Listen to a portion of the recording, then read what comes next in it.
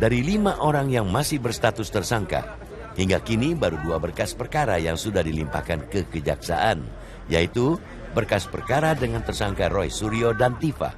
Sementara 3 tersangka lainnya hingga kini masih dalam tahap penyidikan.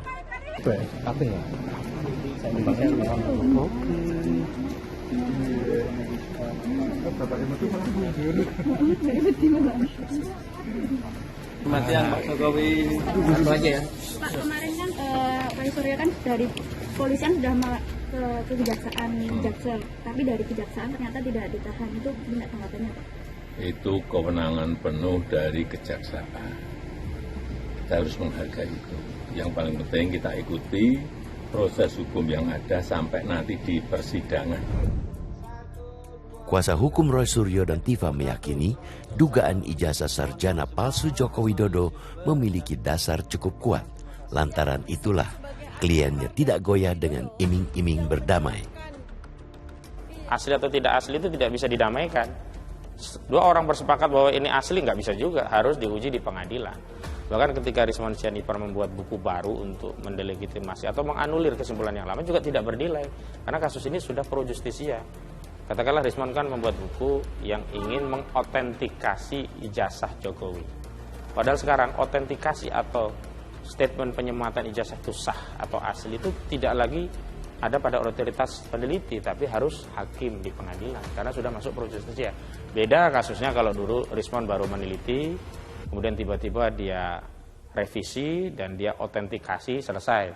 Kan ini sudah jadi kasus, maka yang bisa memverifikasi, mengautentikasi sekaligus mengotorisasi bahwa ijazah ini sah dan Jokowi berhak atas segala hak yang melekat pada ijazah itu, termasuk untuk mendaftar sebagai calon wali kota, calon gubernur, juga calon presiden, itu hanya hakim pengadilan.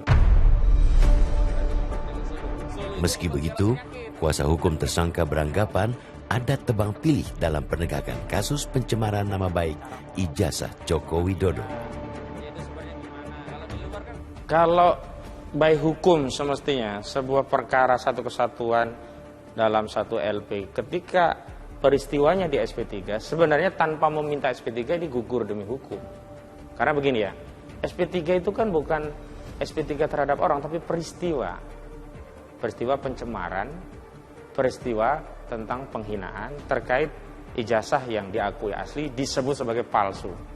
Kalau peristiwa ijazah palsu itu sudah dihentikan melalui surat perintah penghentian penyidikan, maka tidak relevan lagi tersangka yang lain itu masih diteruskan. Itu yang kemudian menjadi protes, kenapa tebang pilih.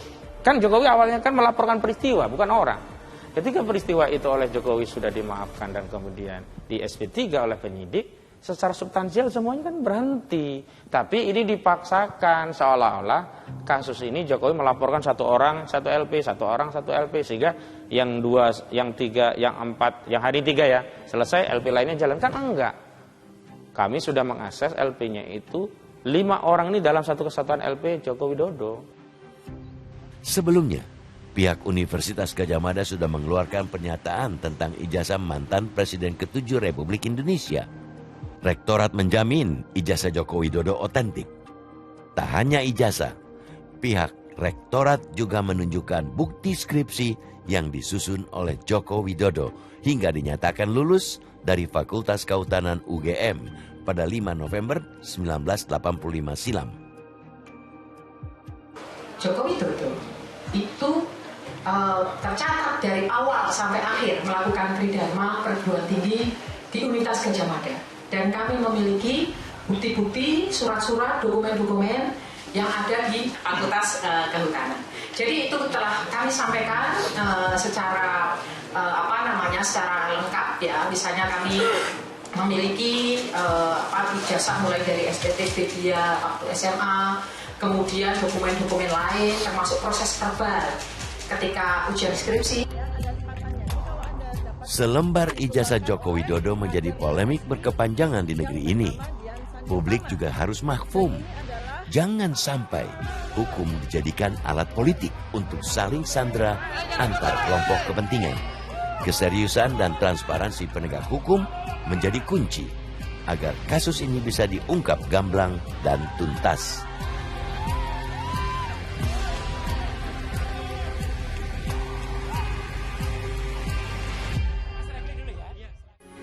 Metro TV.